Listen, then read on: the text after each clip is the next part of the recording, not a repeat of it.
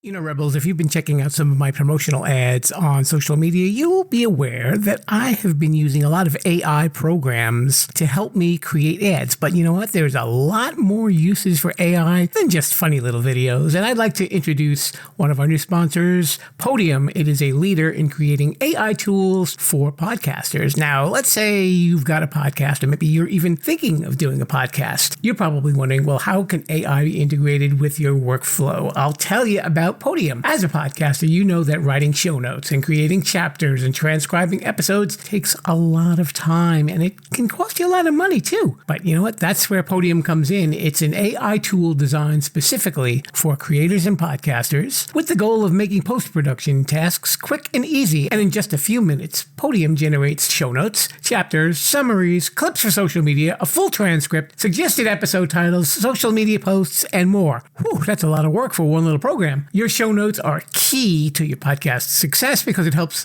new listeners find your podcast and they'll know if it's a fit for them. You know, kind of like Too Many Podcasts. It also improves your SEO, that's your search engine optimization. Ooh, big phrase there. And overall accessibility. And with Podium, you can focus on creating a great podcast and let Podium's AI do the heavy lifting. But Podium isn't just for solo creators and podcasters. It's a game changer for editors, producers, marketers, agencies, and production studios. Teams that use Podiums are able to increase workloads, decrease turnaround times, and improve their quality. How does it work? Very easy. First, go to Podium's website, and you'll see that link that's right there in the show notes.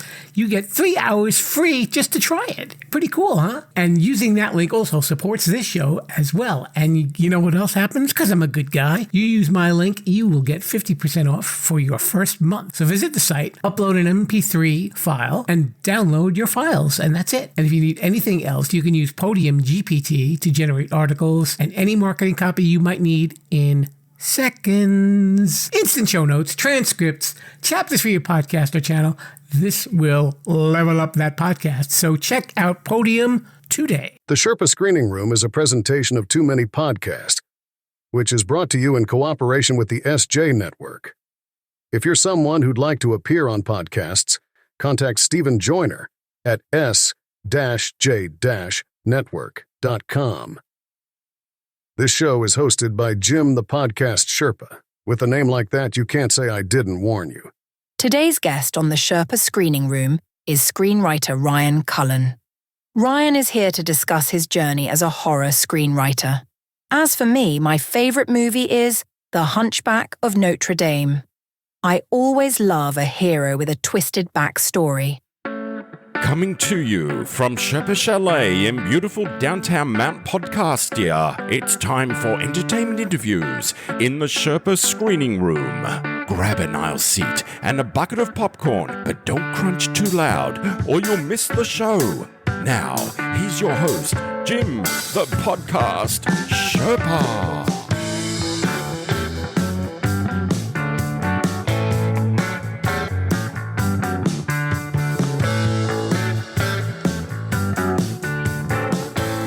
Hello there, Rebels of the Sherpa-lution, and welcome to the Sherpa Screening Room. It is a presentation of Too Many Podcasts, the podcast about podcasts, and I am Jim, the Podcast Sherpa, coming to you from Sherpa-lu Studios, high atop Mount Podcastia, looking over all of those podcasts that are out there. But when we do these episodes, we get to talk to the creators, not the podcasters, but, you know, people in maybe the entertainment field, if they are writers or authors, directors, producers, singers, actors, dancers, jugglers, magicians, impressionists, you name it. They're on here. And today we are speaking to a screenwriter who's been getting high praise for his work and is looking to have some of his scripts made into movies. And his name is Ryan Cullen. He comes to us from Wisconsin, and I hung out with him for a little bit, got to know him. Interesting guy. From what I understand, some of his writings are really spooky stuff, too. And I even actually offer him a little advice at the end. Who knew? The Sherpa offering somebody advice. I don't know. Will he take it? We'll have to find out. But why don't we head over into the Sherpa Screening Room, and you can catch my interview with Ryan Cullen. Hello there, Rebels. We are here in the Sherpa Screening Room. My guest today is a gentleman from the glorious state of Wisconsin, You love cheese? He's the man. I don't know. Maybe he likes cheese. I don't know. His name is Ryan Cullen. He is a screenwriter of horror, and he's here to join us. Ryan, welcome to the show. Well, it's nice to be here. Thank you. So, were you always a writer from like a kid, or did you just get into it recently? Yes, I was writing screenplays from all the way back in middle and high school. I would write screenplays, and at one point I even wrote a 13-episode cartoon series when I was young. So writing was something I was very passionate about in my youth, but then over time I just listened to the wrong people who told me it was not going to happen, or that it was a silly little fantasy and that I should just get my head out of the clouds, stuff like that. And so eventually I listened to them, and I just decided to give up on it. That was about 20 years ago, when I was in my early 20s, over 20 years ago. So then in 2020, like a lot of people, I wound up losing my job due to the pandemic, my job of 15 years. I was laid off, and then I was hit by a string of setbacks in early 2021. Within a week of each other, I lost one of my older brothers, unfortunately, and then almost a week after that, I was briefly hospitalized because I found out I was a type 2 diabetic. Luckily, I'm very controlled. It's not life-threatening or anything, but at the time I didn't know that, so I was scared. And so I guess that was kind of those events back-to-back was kind of the fire I needed under my ass to just kind of try again. I've been wanting to try writing again for a number of years, but I just could never convince myself that I was ready or that I was good enough or anything. And so those events, combined with the endless support of my girlfriend at the time, who is now my fiance, I started writing my first screenplay 3 years ago this month, back in August of 21. I started writing a horror screenplay called Once in This House. And since then, that has gone through numerous drafts. I think it's on its 8th or 9th draft now. And I've now completed 5 feature scripts and 4 short scripts, and I'm working on my 6th feature script right now as we're talking. So, yeah, it's something that's been moving along pretty good these past few years since getting back into it for me. Are all of the scripts that you're writing, are they all horror movies?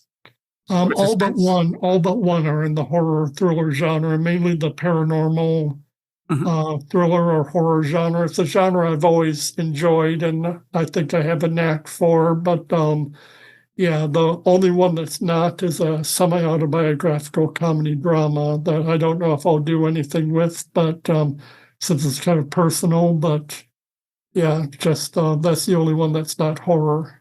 Okay, so I mean, if you're writing all this kind of stuff, I'm going to go out on a limb and guess there was probably something that you read when you were younger that must have turned you on to this horror genre. Well, actually, it was probably, there weren't exactly horror movies, but there were definitely gateway horrors. When I was 7 years old in the summer of 1984, my 2 older brothers took me to see both the original Gremlins and Ghostbusters movies. Okay. So that kind of, those really both sparked my imagination and made me fall in love with movies. I mean, I was probably too young to be seeing Gremlins because, I mean, you have to remember back when it came out, that was being advertised as a kids movie. It had a lot of kids merchandise, like coloring books and toys and kid deals at fast food restaurants and stuff like that. And so my brothers took me to see it, thinking it was going to be this kid-friendly movie. And then they had these evil old creatures launching mean old ladies out of windows, So, yeah, it was. So yeah, that was kind of what made me fall in love with movies were those 2 films, which, while not exactly full-on horror films, were definitely horror adjacent.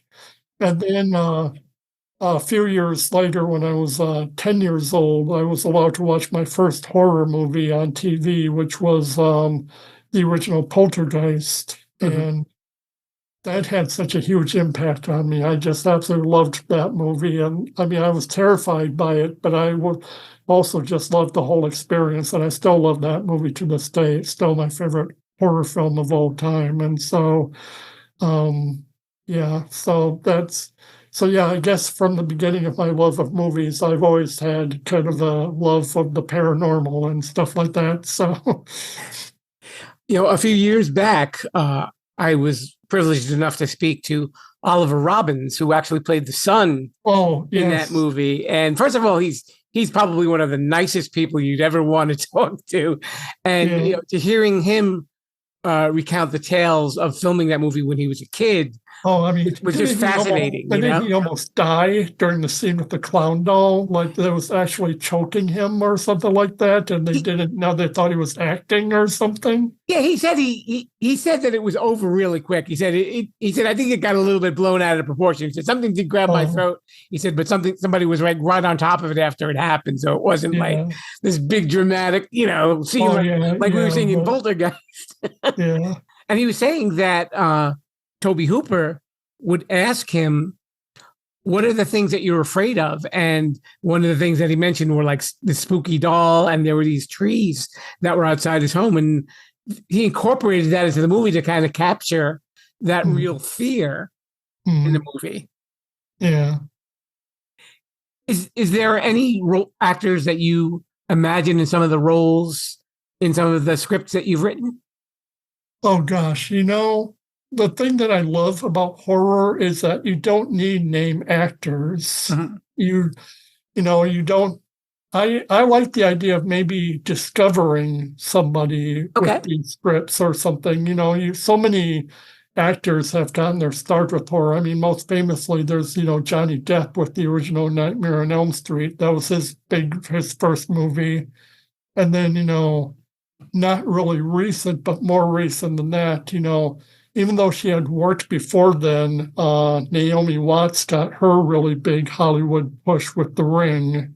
She had done some work before then, but that was the movie that kind of pushed her into the mainstream, out of the indie film circuit, I think, and more into the mainstream cinema, I think, and everything. And so, I like the idea of maybe just having a discovery if these movies were to get made or something. So I don't really try to picture, a name at the headlining any of my scripts or anything. I've never, even back when I was a kid writing scripts, I never really imagined, maybe I would it be awesome if, Tom Cruise could play this role or something like that. No, I was never like that, and I'm still not like that. Yeah. Yeah. I mean, you don't want to do a movie about the Scientology monster or anything like that. It is interesting, especially I think with the horror community, they really embrace a lot of the leading actors, even if they aren't necessarily these big names. They get kind of like many of them really build a kind of cult status, especially when you consider like Robert Englund and Kane Hodder and, you don't see them in mainstream movies, but like everybody knows them probably because of the fandom of the horror folks. Exactly. Yeah. I mean, Robert Englund, he was like, before Nightmare, he was most famous for appearing on that V TV series and miniseries. It was a popular alien invasion. And he played, kind of the comic relief character on that show and everything. So, that was kind of a total turnaround for him to play this monster. And then it became his most iconic role in his entire, and pretty much changed the entire directory of his career from that point on. So that's true. Have any of your movies been made into short films or anything like that so far? Or no, I'm in the work. That's what I'm hoping. That's what I'm doing. Being on these different podcasts, and I'm making connections within the industry. I'm hoping that, sending my scripts out to, like contests and getting professional feedback and everything, and getting, making connections through Studio 32 or Stage 32, it's called. It's a website called Stage 32. And I've met a few people within the industry from there who have been helping me develop my scripts and everything. So, yeah, I'm just trying to, make some connections and maybe get my foot in the door one day. And I'm hoping that these podcasts will lead to people maybe seeking me out and wanting to read my work and maybe do something with it. Yeah. And I guess working also with the independent film studios and stuff like that, where they have the festivals and you can really bring some of the work to light and everything like that. Right. That is a big thing. What was the thing that some of the actors talk about, where it's kind of like they give them like 72 hours to make a movie? Oh, sure. Like we've had a few actors on here who've done that, and maybe with the right connections, they could get a hold on one of your scripts, and and even just kind of launch it into the atmosphere and get your name out there. Right. Yeah, that's what I have to do, and that's what I'm trying to do. Sure, I can understand that. Now, when you first started writing, you said that you were, mostly, inspired by horror and even like the suspense movies when you were a kid. Is there a way to keep your ideas fresh? Because I know, like, you don't want to rehash a lot of the same old ideas that. Right. The tropes of the horror movies. I think people get drawn to something fresh on the screen, like not like, oh, we've seen this before, we know what's going to happen. Yeah, I try to take familiar ideas like a haunted house or an alien abduction or something, and I try to add a unique spin to it. Hopefully, unique. I try to make my characters stand out with either funny or original or not really original, just maybe very human characters who can be funny or very sympathetic and emotional. Because I think that's an aspect that you don't get as often as you should with horror. I mean, so many of the big, recent horror films have just kind of been very gimmicky, like a haunted swimming pool or haunted animatronics at a kid's restaurant or something like that. And then the characters kind of suffer outside of the gimmick. So I try to make my scripts very character driven, and I try to add as much suspense and maybe some original scary scenes. That seems to be the most compliment I've gotten from professional reviews of my writing, is that this script really scared me. It's not entirely or the story. We've heard the story before, but because of my writing and because of these set pieces that I put throughout that are generally terrifying, they say that the script really stands out a lot more than it normally would in a crowded genre. And so that's kind of what I strive to do, is I just kind of strive to put my own spin on some reliable genres. Right. And so in other words, your movies aren't going to have the scene of the young teenage girl who's hears a noise that may or may not be a chainsaw in a barn. And then a cat comes jumping out, and a cat jumps out of the shadows. Yeah, no, I don't do that. No. None of those tropes. They're gone. Yeah. Yeah, no, I try to avoid jump scares when I can. Yes, and I try to avoid stupid characters when I can. That actually brings me to my next question. When you mention jump scares, is when you writing all this horror, is there anything that scares you? I don't really get scared of the stuff I write about. Okay. I don't know. Maybe it's just because it's from my own imagination or something. And even though it can be very vivid, I know that it's my own imagination. Really, just the things that scare me the most are just simple adulting things in everyday life, like a lot of people, or stuff like that. It's the solar panel guy on the phone. Yes. No! Yes. Yeah, that's the kind of stuff that scares me. It's just everyday adulting. Having to deal with, tech support, or having to deal with, insurance and stuff, like figure out insurance and stuff like that. That's the stuff that terrifies me. He knows that you're home. He's going to call you and offer you an annuity. Dun, Yeah. dun, dun. Yes. Kind of reminds me of Pee-wee's Playhouse. I used to watch on Saturday mornings when I was a kid. There was always a running gag about a door-to-door salesman who would come to his door and they'd start playing the music from Psycho, and Pee-wee would just scream and slam the door in his face. And that was the whole gag. It was just this randomly appearing door-to-door salesman who would just show up at his door at random, and they'd play the Psycho music and Pee-wee would scream. And just for no reason, that would happen randomly off and on throughout that show. It's interesting though when you think about the things that do scare us and stuff like that. Even like you said, sometimes they're just average, ordinary items. Yeah, but there's always that little overwhelm us twist in our life, like the things that just everyday things that just overwhelm us are the most terrifying. Yeah, I recently interviewed somebody who does a horror movie podcast, and he was saying that with the advent of AI. Mm-hmm. People don't really know what's coming. Is there going to be some sort of takeover, or are there going to be monsters created through AI? You could probably create a whole new genre out of AI horror. That's already started. Yeah. But, yeah. You had Megan last year, and then you had there's going to be a movie about like a killer Alexa thing, like the Amazon Alexa thing. There's going to be a movie about like a killer version of that coming out in a couple months, I think, or something like that. It takes over your house or something. It controls everything in your house and takes over it. So yeah, that's already well underway.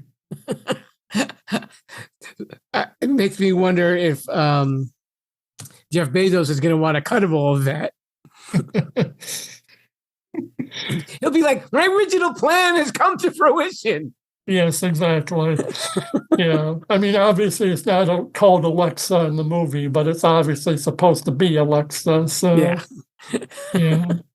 So what have you got on the next phase of your writing career? Are you working on new stuff? I know you said you're working on an autobiography, but you weren't sure if you were going to... no, I finished that a couple of years ago. Oh, okay. I'm right now working on a new horror screenplay, which I've just started, and just kind of trying to feel my way through it to see if it will work out and everything as I'm writing it. Mm-hmm.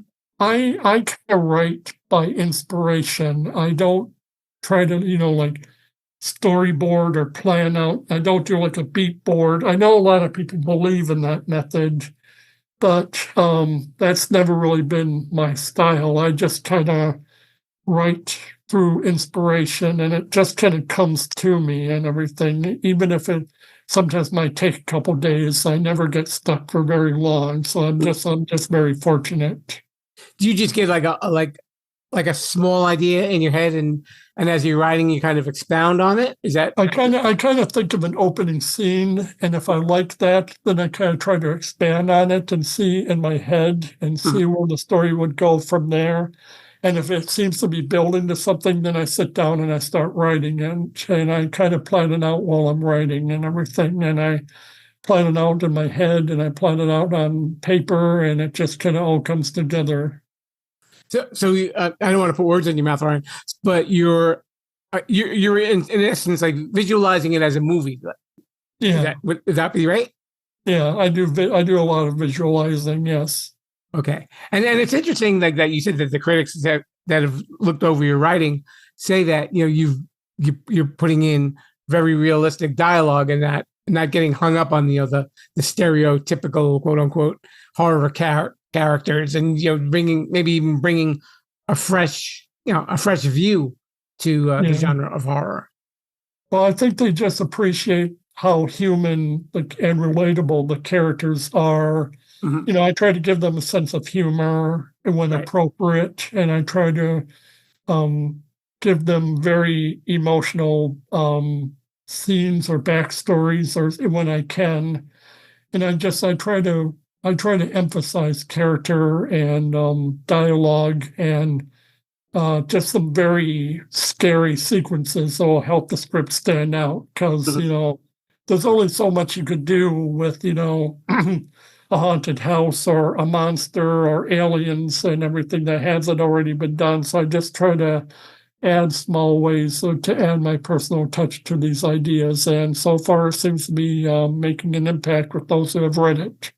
Yeah, I don't mean to put you on the spot right now, but I know, obviously being involved in podcasting, we all know that the horror podcasts are immensely popular and things that are spooky. There are a lot that have like the spooky stories to them, like the Mr. Ball type podcast. Like his network is just full of these like spooky things. Did you ever consider like maybe doing like short stories and getting like voice actors to do some of your stories as well, to maybe like get your name out there? That's definitely a thought. I'm exploring a lot of options right now. Okay, so if we see your name on on some podcast art, then I know like, you made a good suggestion. if I can figure out how to put that together, I will. Okay. So if people want to find more out about you, Ryan, where should they go? The best place to go, just look me up on Facebook. My name is Ryan Cullen. Send me a personal message if you're interested in reading any of my work. I'm also on Stage 32. It's a screenwriters website. You can read my work there by looking me up. And right now those are the two best options to look me up. Just get in touch with me personally and see if we can maybe talk to each other.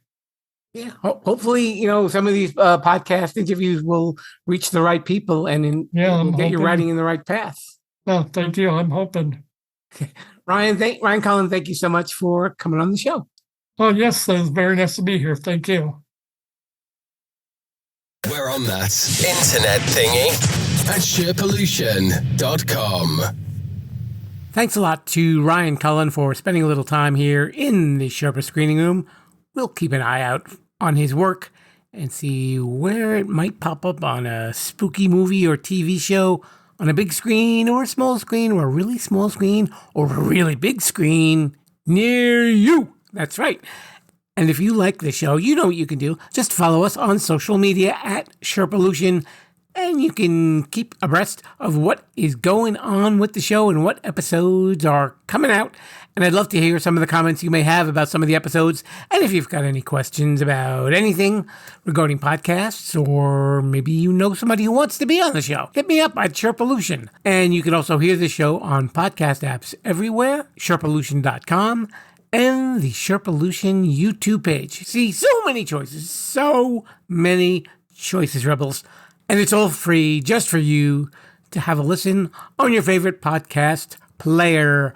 So, Lord Mr. Bruce, I believe it is time to head on out of here, and we'll be back next week. Of course, we're back every week. I think with a new episode. I think so. Well, I don't know what my schedule is anymore. It's been pretty good, though. We are steamrolling towards the finale of Season 12, so I know we're going to have some good stuff in store for you in the very close future. And if not, you'll be hearing some classic episodes. Saturdays, Sherpa Selects. If you missed the old ones the first time around, you can hear them again right here, wherever you are listening. Wow, nice and easy, huh? Great, glad I could help. Okay, I'm just rambling away now, so let's get on out of here. So in the meantime, I say to you, Viva la Sherpa-lu. Thanks for listening to the Sherpa Screening Room. Don't forget to subscribe, rate, review, and share this podcast. I'm Mr. Bruce, and this has been a Sherpa-lu Studios production. Viva la Sherpa-lu.